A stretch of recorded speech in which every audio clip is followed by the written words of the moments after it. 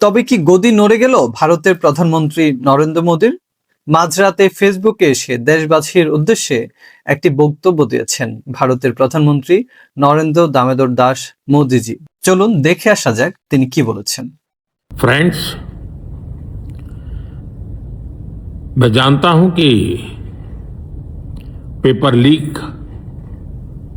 ये कोई मामूली विषय नहीं है। लाखों विद्यार्थी और उनके अभिभावकों के लिए अच्छा, ठीक है। बहुत ही पीड़ादायक है और इसलिए আচ্ছা, এতটুকুই থাকুক। হয়তো বুঝতে পারছেন তার চেহারা যে মলিন ছাপ।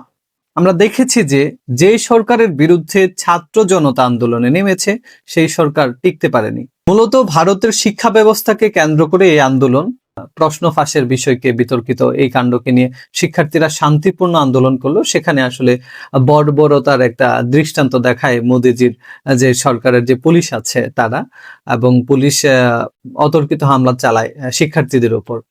জেনজিকে আসলে দাবিয়ে রাখা যায় না, যেমনটা আমরা দেখেছি। সর্বপ্রথম যদি আমি আমি ব্যক্তিগতভাবে দেখেছি নেপালে কিন্তু সরকারের পতন হয়েছিল, পাশাপাশি বাংলাদেশে সরকার পতন হয়েছে। এবার কি তাহলে মোদিজির পালা?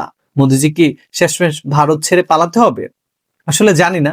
যেমনটা দেখতে পাচ্ছি শিক্ষার্থীদের পাশাপাশি এই আন্দোলনে যুক্ত হচ্ছেন বিভিন্ন শ্রেণীর মানুষজন। পাশাপাশি এখানে অ্যাক্ট্রেস, মডেল তারাও কিন্তু শিক্ষার্থীদের পক্ষে কথা বলছেন। প্রশ্ন ফাঁসের এই কাণ্ডকে নিয়ে তারা কথা বলছে। বাংলাদেশ থেকে আমি শিক্ষার্থীদের প্রতি সমর্থন জানাচ্ছি একজন স্টুডেন্ট হিসেবে। জানি না মোদিজির কি হবে। আজকে মাঝরাতে এসে কিন্তু নরেন্দ্র মোদী তিনি তার বক্তব্য দিয়েছেন, ফেসবুকে পোস্ট করেছেন। আমি জানি না ছাত্র জনতা তার এই বক্তব্যকে মেনে নেবে কি না। কথায় আছে মানুষের যখন পতন চলে আসে তখন মানুষ পদে পদে ভুল করতে থাকে। তবে কি মোদিজি এই ভুলটাই করেছেন? জানি না আসলে কি হবে।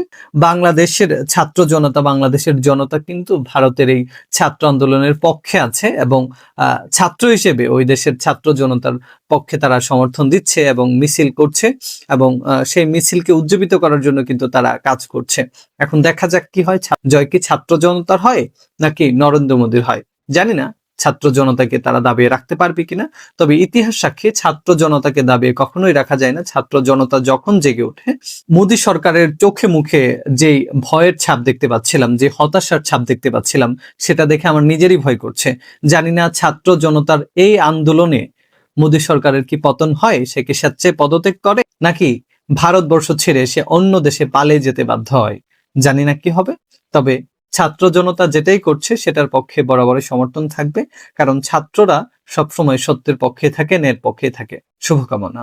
যারা ভারত থেকে আমার এই ভিডিওটি দেখছেন, এই আন্দোলনে আপনি কি সমর্থন করছেন এবং কেন করছেন সেটি নিশ্চয়ই জানাবেন, এবং বাংলাদেশ থেকে যারা দেখছেন তারা কেন সমর্থন করছেন বা কেন সেটার বিপক্ষে সেটাও জানাবেন।